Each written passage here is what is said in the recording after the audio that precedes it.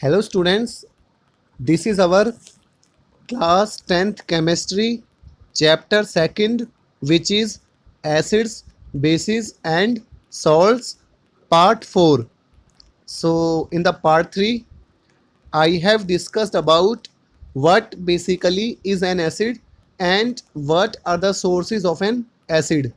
I have also discussed about strong acids, weak acids, dilute acid, concentrated acid and how we can dilute an acid. And in this video we will study the reactions of acids. So let us start.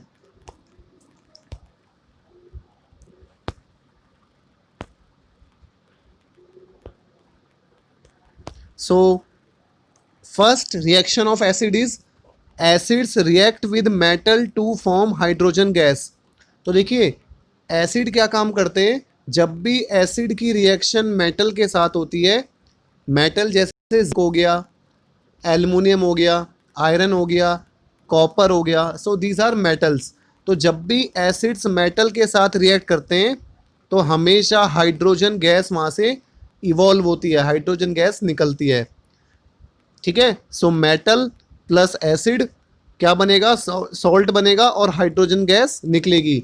तो जब भी metal की reaction acid के साथ होगी तो हमेशा क्या बनेगा, सॉल्ट बनेगा.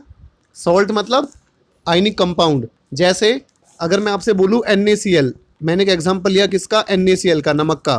तो NaCl क्या होता है, सॉल्ट होता है जिसे हम कॉमन सॉल्ट बोलते हैं. तो सॉल्ट में होता क्या है, सॉल्ट में एक तो कैटायन होता है पॉजिटिव पार्ट और एक एनायन होता है नेगेटिव पार्ट. तो salt is a combination of cation and anion. तो सॉल्ट एक आयनिक कंपाउंड होता है. सॉल्ट क्या होता है, एक आयन से बना होता है. आयन्स होते हैं इसमें, एक तो पॉजिटिव आयन होता है जो कैटायन होता है और एक नेगेटिव आयन होता है जो एनायन होता है.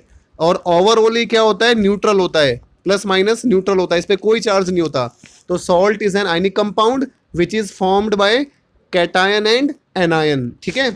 तो ऐसे ही तो जब भी मेटल की रिएक्शन एसिड के साथ होती है तो सॉल्ट बनता है और हाइड्रोजन गैस यहाँ से निकलती है. जैसा कि आप यहाँ एग्जांपल देख सकते हो, जिंक, ये क्या लिखा हुआ है, यहाँ पे जिंक लिखा हुआ है. तो जैसे ही जिंक की रिएक्शन सल्फ्यूरिक एसिड के साथ होती है, H2SO4 क्या होता है, सल्फ्यूरिक एसिड होता है. तो जिंक की रिएक्शन जब सल्फ्यूरिक एसिड के साथ होती है तो जिंक क्या काम करता है, यहाँ से हाइड्रोजन को निकाल देता है ना. जो जिंक मेटल होता है वो हाइड्रोजन से ज़्यादा रिएक्टिव होता है. तो जिंक यहाँ से हाइड्रोजन को निकाल देगा और खुद जाके जुड़ जाएगा. तो क्या बनेगा प्रोडक्ट हमारा, यहाँ से हाइड्रोजन को हटा दो, जिंक को जोड़ दो तो जिंक सल्फेट बन जाएगा. और हाइड्रोजन हट गया तो हाइड्रोजन गैस की फॉर्म में निकल गया. ये जो कर्सर दिख रहा है आपको, एरो दिख रही है, इसके नीचे जस्ट मैंने हाइड्रोजन लिख रखा है. Okay. So when zinc react with sulphuric acid it form zinc sulphate plus hydrogen gas is released. तो most of the acid react with metal to form salt and evolve hydrogen gas. तो most of the acid, तो mostly हमारे जो acids होते हैं वो metal के साथ रिएक्शन करते हैं और क्या बनाते हैं, सॉल्ट बनाते हैं और हाइड्रोजन गैस को इवॉल्व करते हैं, हाइड्रोजन गैस निकलती है. सिमिलरली डाइल्यूट हाइड्रोक्लोरिक एसिड, इसी तरीके से यहाँ तो मैंने सल्फ्यूरिक एसिड लिया था, इसी तरीके से जो हाइड्रोक्लोरिक एसिड होते हैं, डाइल्यूट मतलब उनमें वाटर ऐड कर दिया, रिएक्ट विद मेटल. इसी तरीके से डाइल्यूट हाइड्रोक्लोरिक एसिड क्या करते हैं, मेटल के साथ रिएक्ट करते हैं टू फॉर्म, क्या बनाते हैं, metal chloride and hydrogen gas. ठीक है. इसी तरीके से HCl क्या हो गया, हाइड्रोक्लोरिक एसिड हो गया. हाइड्रोक्लोरिक एसिड की रिएक्शन किसके साथ करी हमने, जिंक के साथ करी. जिंक इज अ मेटल और हमारा क्या बना दिया यहाँ पे, यहाँ पे हमारा क्या बन गया, जिंक क्लोराइड बन गया और प्लस हाइड्रोजन गैस यहाँ से निकल गई. Okay. So zinc react with hydrochloric acid and form zinc chloride plus hydrogen gas. तो बहुत ही इंपॉर्टेंट वीडियो है, बहुत बार यहाँ से क्वेश्चंस पूछे जाते हैं. तो आपको जस्ट थोड़ा सा याद करना है कि जब भी एसिड की रिएक्शन मेटल के साथ होगी तो हमेशा सॉल्ट बनेगा और हाइड्रोजन गैस इवॉल्व होगी, हाइड्रोजन गैस निकलेगी. अच्छा, एक इंपॉर्टेंट चीज़, जैसा कि आप यहाँ डायग्राम में देख सकते हो, देखिए यहाँ पे हमारे पास एक ये बॉइलिंग ट्यूब है. बॉइलिंग ट्यूब मतलब जिसमें हम किसी भी सॉल्यूशन को बॉयल करते हैं, गर्म करते हैं. इस बॉइलिंग ट्यूब के अंदर हमने क्या काम करा, जिंक के ग्रेन्यूल्स डाल दिए. क्या डाल दिए, जिंक ग्रेन्यूल्स. जिंक ग्रेन्यूल्स का मतलब क्या है, हमने यहाँ पे जिंक मेटल के छोटे छोटे जो दाने होते हैं वो डाल दिए और इसमें क्या ऐड कर दिया, डाइल्यूट सल्फ्यूरिक एसिड. ये जो मैंने आपको रिएक्शन समझाई थी यहाँ पे, इसी को एक्सपेरिमेंटली इस डायग्राम में दिखाया हुआ है, इस पिक्चर में दिखाया हुआ है। तो हमने एक टेस्ट ट्यूब को लिया, टेस्ट ट्यूब में हमने जिंक के ग्रेन्यूल्स डाल दिए, जिंक के दाने डाल दिए और हमने इसमें सल्फ्यूरिक एसिड को मिला दिया। तो जैसे ही हम जिंक में सल्फ्यूरिक एसिड को मिलाएंगे, आपको पता है क्या होगा, हाइड्रोजन गैस निकलेगी। तो यहाँ से इस डायग्राम में आप देख सकते हैं छोटे छोटे हाइड्रोजन गैस के बबल बन रहे हैं। तो ये हाइड्रोजन गैस यहाँ टेस्ट ट्यूब में ऊपर की तरफ जाएगी और जाने के बाद ये आपको दिख रहा होगा ग्लास डिलीवरी ट्यूब लिख रहा है, यहाँ पे लिख रहा है ना ग्लास डिलीवरी ट्यूब। तो ये जो यहाँ पे हाइड्रोजन गैस है, ये इस ट्यूब के जरिए कहाँ चली जाएगी, ये इस पर्टिकुलर ट्रफ में चली जाएगी। ये टब सा दिख रहा है आपको, ट्रफ जो दिख रहा है, और इस ट्रफ में क्या भरा हुआ है, सोप सॉल्यूशन भरा हुआ है। सोप सॉल्यूशन मतलब यहाँ पे साबुन का पानी भरा हुआ है। ओके, और आपको पता है जब भी कोई गैस पानी में हमें दिखती है ना, जब भी पानी में कोई गैस बनती है तो उसके बबल्स बनते हैं। तो यहाँ पे जैसे ये हाइड्रोजन की गैस इस सोप सॉल्यूशन के अंदर आएगी तो यहाँ पे इसके बबल्स बनेंगे, एयर के बबल्स, और वो बबल्स बाहर आने लगेंगे। और जैसे ही आप यहाँ पे कैंडल, एक मोमबत्ती को, जली हुई मोमबत्ती को इन बबल्स के पास लाओगे तो यहाँ पे एक पटाखे की जैसी पॉप साउंड आएगी, पटपट जैसी आवाज आएगी। ठीक है ना। तो हाइड्रोजन गैस की एक इंपॉर्टेंट प्रॉपर्टी होती है कि हाइड्रोजन गैस जो होती है वो पॉप साउंड प्रोड्यूस करती है। कैसी sound, pop sound. So when ever hydrogen gas Burns it always produce a pop sound. तो जब भी हाइड्रोजन गैस का कंबशन होता है, हाइड्रोजन गैस जलती है, तो वो हमेशा पॉप साउंड क्रिएट करती है, पटाखे जैसी आवाज, पटपट जैसी आवाज करती है। और हाइड्रोजन गैस कंबशिबल होती है, ज्वलनशील होती है, आग पकड़ लेती है। ठीक है ना। बोर्ड के पेपर में जहां भी क्वेश्चन में लिखा आ जाए कि पॉप साउंड क्रिएट हो रही है, कौन सी गैस होगी, आपको डायरेक्टली दिमाग लगाना है, hydrogen gas pop sound create करती है। ठीक है ना। तो जैसे ही यहाँ पे सोप सॉल्यूशन में ये बबल्स निकलेंगे और बबल्स के पास जैसे हम कैंडल को लाएंगे तो कैंडल को लाते ही क्या होगा, यहाँ पे एक पॉप साउंड आएगी और यहाँ पे एक छोटा सा एक्सप्लोजन होगा, विस्फोट होगा। ठीक है ना। वो आग पकड़ लेगी तो एक लिटिल एक्सप्लोजन होगा। तो ये डायग्राम आपको समझ आ गया होगा। ठीक है ना। तो इस डायग्राम में हमने ये दिखाया है। तो जैसे हम जिंक की रिएक्शन किसके साथ करते हैं, जिंक की रिएक्शन डाइल्यूट सल्फ्यूरिक एसिड के साथ करते हैं, तो यहाँ से हाइड्रोजन गैस निकलती है। वो हाइड्रोजन गैस यहाँ से कहाँ जाती है, डिलीवरी ट्यूब के थ्रू इस सॉल्यूशन में आ जाती है। उसके बबल्स बनते हैं हाइड्रोजन गैस के, और वो बबल्स क्या करते हैं, जैसे हम कैंडल पास लाते हैं, मोमबत्ती पास लाते हैं, तो फायर को कैच कर लेते हैं विद अ पॉप साउंड। ठीक है। अब हम आगे बढ़ते हैं यहाँ पे। सो देखिए, उसके बाद एक क्वेश्चन है हमारे पास, बहुत ही अच्छा क्वेश्चन है। Why curd and other food stuff. Why मतलब क्यों, कर्ड मतलब हमारा दही होता है, कि क्यों हम दही को या बाकी खाने की चीज़ें जैसे विनेगर हो गया, सिरका हो गया, लेमन जूस हो गया, नींबू का जूस हो गया, जो ऑरेंज जूस हो गया, संतरे का जूस हो गया, इनको हम मेटल के वेसल में नहीं रखते हैं। क्यों हम दही, जो भी, जैसे देखो दही जो होता है आपको पता है दही में कौन सा एसिड होता है, लैक्टिक एसिड होता है। ऐसे ही विनेगर, सिरका हो गया, एसिटिक एसिड, लेमन जूस हो गया, सिट्रिक एसिड हो गया। तो क्यों हम दही को या खट्टी चीज़ों को, जैसे ही जूसेस हो गए नींबू के या संतरे के, इनको हम मेटल के बर्तन में क्यों नहीं रखेंगे, क्योंकि this is because curd and other sour food stuff. ऐसा इसलिए करते हैं क्योंकि जो दही होता है और बाकी जो सोर, खट्टे जो खाने के पदार्थ हैं, उनमें एसिड होता है। और अभी हमने पढ़ा है एसिड क्या काम करेंगे, मेटल के साथ रिएक्ट करेंगे। और हम किसका बर्तन लेके यूज़ कर रहे हैं, हम मेटल के बर्तन के लिए बात कर रहे हैं ना, कि जब भी हम एसिड्स की चीज़ों को मेटल के बर्तन में रखेंगे तो क्या होगा, एसिड क्या करेगा, मेटल के साथ रिएक्ट करेगा। बर्तन में मेटल तो है ना, मैंने बोला ना कॉपर का बर्तन जैसे हमने ले लिया। तो हमें कभी भी मेटल के वेसल्स में, धातु के बर्तन में खट्टी चीज़ों को नहीं रखना चाहिए। क्यों, क्योंकि जो मेटल होगा, बर्तन में जो मेटल होगा वो क्या करेगा, एसिड के साथ रिएक्शन करेगा और रिएक्शन करके पॉइजनस मेटल कंपाउंड बना देगा। पॉइजनस मतलब जहरीले मेटल कंपाउंड बना देगा, और जिससे हमें फूड पॉइजनिंग भी हो सकती है और हमारी हेल्थ को भी नुकसान पहुंच सकता है। ओके। तो हमें हमेशा जो भी हमारा सोर, खट्टे फूड स्टफ है, उनको कभी भी मेटल के वेसल में, मेटल के बर्तन में यूज़ नहीं करना चाहिए। ओके। तो ये हमारा क्वेश्चन था। उसके बाद अगली केमिकल रिएक्शन क्या आती है, acid react with metal carbonate and metal hydrogen carbonate to form carbon dioxide gas. तो जब भी एसिड की रिएक्शन मेटल कार्बोनेट के साथ होती है, मेटल जैसे हमने सोडियम ले लिया, तो जब भी एसिड की रिएक्शन किसी भी मेटल कार्बोनेट के साथ होगी या मेटल हाइड्रोजन कार्बोनेट के साथ होगी, तो यहाँ पे कार्बन डाइऑक्साइड गैस निकलेगी। मेटल कार्बोनेट मतलब मेटल ले लिया हमने सोडियम, तो सोडियम कार्बोनेट हो गया Na2CO3, ये तो मेटल का कार्बोनेट हो गया। और मेटल का बाइकार्बोनेट मतलब सोडियम हाइड्रोजन कार्बोनेट NaHCO3, ये हमारा क्या हो गया, मेटल का बाइकार्बोनेट हो गया।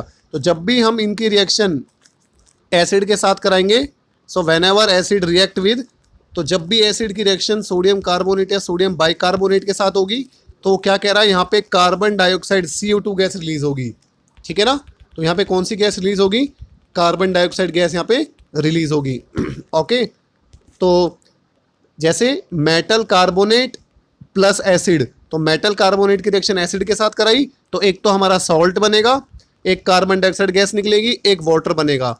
इसी तरीके से मेटल हाइड्रोजन कार्बोनेट की रिएक्शन एसिड के साथ कराई तो क्या बनेगा, सॉल्ट बनेगा और कार्बन डाइऑक्साइड गैस निकलेगी और वाटर बनेगा। एग्जाम्पल आप देख सकते हो, सोडियम कार्बोनेट क्या होता है, Na2CO3, इसकी रिएक्शन एसिड के साथ कराई, एसिड क्या हो गया यहाँ पे, HCl हो गया, हाइड्रोक्लोरिक एसिड हो गया। तो क्या बना, एक तो सॉल्ट बनेगा, सॉल्ट कैसे बनेगा कि यहाँ पे Na पॉजिटिव और एसिड का जो बेस, जो एसिड का नेगेटिव पार्ट होता है, एनायन वाला पार्ट होता है, एसिड का नेगेटिव पार्ट क्या होगा, Cl नेगेटिव होगा, और यहाँ पे सोडियम Na प्लस होगा, तो Na और Cl मिलके सॉल्ट बना देंगे NaCl, और कार्बन डाइऑक्साइड गैस निकलेगी और प्लस यहाँ पे वाटर निकलेगा। ठीक है ना, यहाँ पे मैंने वाटर को शो नहीं कराया बाई मिस्टेक, तो यहाँ पे वाटर भी आएगा। इसी तरीके से सोडियम बाइकार्बोनेट हो गया NaHCO3, इसकी रिएक्शन हमने HCl के साथ करा दी, तो यहाँ पे क्या बन गया, NaCl बन गया प्लस कार्बन डाइऑक्साइड गैस और प्लस यहाँ पे वाटर भी रिलीज होगा। ठीक है ना, यहाँ पे बाई मिस्टेक वाटर नहीं आया, तो यहाँ पे प्लस हमारा क्या आएगा, H2O भी हमारा यहाँ पे आएगा। सो ये रिएक्शन है। ठीक है, तो देखिए आप, द कार्बन डाइऑक्साइड गैस, तो यहाँ पे जो कार्बन डाइऑक्साइड गैस बनी है, the carbon dioxide gas is formed in the form of brisk effervescent. देखिए ये बहुत इंपॉर्टेंट वर्ड है, कौन सा, कि यहाँ पे जो कार्बन डाइऑक्साइड गैस निकली है, ये बहुत ही तेजी से, रैपिडली और विग्रस तरीके से निकलती है। आप सभी ने कोल्ड ड्रिंक की बोतल को ओपन किया होगा, है ना, सबने कोका कोला की बोतल पी है, तो जैसे आप कोल्ड ड्रिंक की बोतल का जो ओपनर ढक्कन होता है उसे ओपन करते हो, तो आप देखते हो एकदम वहाँ पे बबल्स निकलते हैं ना, वो किसके होते हैं, कार्बन डाइऑक्साइड गैस के होते हैं। तो इसी तरीके से जब भी रिएक्शन होती है तो यहाँ पे कार्बन डाइऑक्साइड गैस निकलती है और एकदम उसके बबल्स बहुत जल्दी से निकलते हैं। CO2 गैस की क्या कैरेक्टरिस्टिक्स होती है कि जब भी CO2 गैस बनती है तो हमेशा किस फॉर्म में बनती है, ब्रिस्क एफरविसेंट की फॉर्म में। ब्रिस्क एफरविसेंट का मतलब क्या होता है कि रैपिडली, बहुत जल्दी जल्दी उसके बबल्स निकलेंगे, एकदम यहाँ पे हमें बबल्स दिखाई देंगे। तो कभी भी बोर्ड के पेपर में आ जाए कि कौन सी गैस है जो ब्रिस्क एफरवेसेंट प्रोड्यूस करती है, कार्बन डाइऑक्साइड गैस। पेपर में आ जाए पॉप साउंड, कौन सी गैस प्रोड्यूस करती है, हाइड्रोजन गैस। तो ये इंपॉर्टेंट क्वेश्चन है।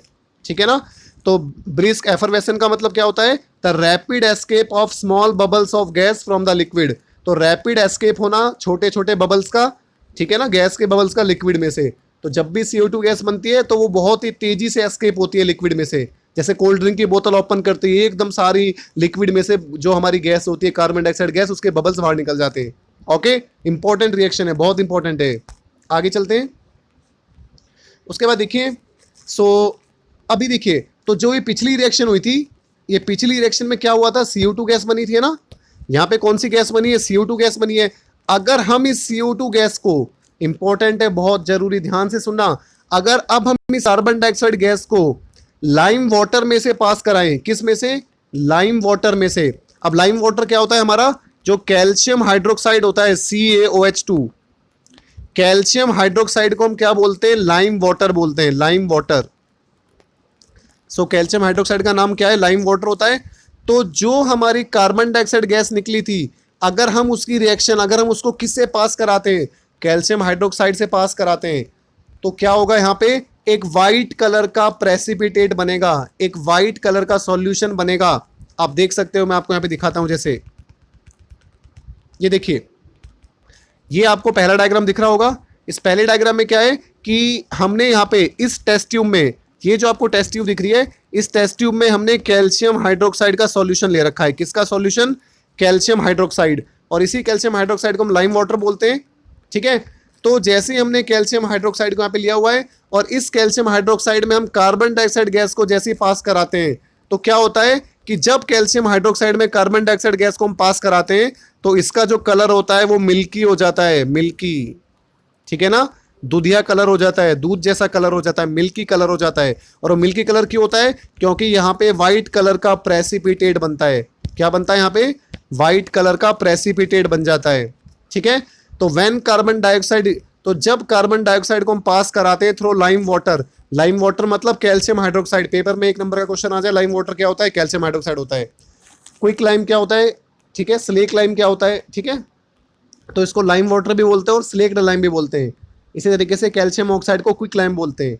तो जब कार्बन डाइऑक्साइड को हम पास कराते हैं through water, through lime water, तो लाइम वाटर टर्न्स मिल्की, तो लाइम वाटर कैसा हो जाता है? मिल्की हो जाता है, दूधिया हो जाता है, due to the formation of, अब हुआ क्यों? क्योंकि यहाँ पे कैल्शियम कार्बोनेट बन गया। ठीक है ना, तो जब कैल्शियम हाइड्रोक्साइड में कार्बन डाइऑक्साइड गैस को पास कराते हैं तो यहाँ पे किसकी फॉर्मेशन होती है? कैल्शियम कार्बोनेट की। तो ये जो व्हाइट कलर हो गया इस टेस्ट ट्यूब में, it is due to the formation of calcium carbonate CaCO3। तो कैल्शियम कार्बोनेट की वजह से इसका जो कलर है वो क्या हो गया? मिल्की हो गया। लेकिन मान के चलिए अगर आप इसमें ज़्यादा देर तक CO2 गैस पास कराते हो, if you are continuously passing carbon dioxide gas for a long time, तो क्या होगा? कुछ समय बाद ये जो व्हाइट कलर का प्रेसिपिटेट है, ठीक है, ये धीरे धीरे क्या होगा? घुलने लग जाएगा, और घुलने के बाद ये दोबारा से जो इसका कलर है वो क्या हो जाएगा? ऐसा ही हो जाएगा, स्टार्टिंग वाला। ठीक है, तो दोबारा बार ये चीज देखिए, तो क्या होगा कि जब हम कार्बन डाइऑक्साइड गैस को पास कराते हैं कैल्शियम हाइड्रोक्साइड के साथ, तो कैल्शियम कार्बोनेट बनता है, और जो कैल्शियम हाइड्रोक्साइड का जो कलरलेस है, जिसका कोई कलर नहीं है, वो मिल्की हो जाता है। लेकिन अगर हम कार्बन डाइऑक्साइड गैस को ज़्यादा देर तक पास करेंगे तो ये जो वाइट कलर है ये डिसअपियर हो जाएगा, मतलब दोबारा से हमें क्लियर सॉल्यूशन मिल जाएगा। ठीक है ना, तो देखिए यहाँ पे मैंने लिख रखा है, जैसे if excess of carbon dioxide is passed through lime water, अगर लाइम वाटर में एक्सेस अगर हम पास कर देंगे कार्बन डाइऑक्साइड को, तो then the white precipitate formed first dissolve, तो ये जो व्हाइट कलर का प्रेसिपिटेट बना है, प्रेसिपिटेट क्या होता है? जो इनसॉल्युबल सॉलिड होता है, मैंने पिछले चैप्टर में आपको बताया था। ठीक है ना, अगर हम ज़्यादा कार्बन डाइऑक्साइड गैस पास कर देंगे तो ये जो व्हाइट पीपीटी बनी है, व्हाइट प्रेसिपिटेट बनाए, ये डिसॉल्व हो जाएगा due to the formation of soluble salt calcium hydrogen carbonate, क्योंकि ये कैल्शियम हाइड्रोजन कार्बोनेट बन जाएगा। ठीक है ना, मतलब कैल्शियम कार्बोनेट में जब ज़्यादा कार्बन डाइऑक्साइड गैस पास कर देंगे तो ये कैल्शियम हाइड्रोजन कार्बोनेट बना देगा, और ये पानी में घुल जाता है, डिसॉल्व हो जाता है, और ये दोबारा से इसका जो कलर है वो क्लियर हो जाएगा, क्लियर सॉल्यूशन हो जाएगा।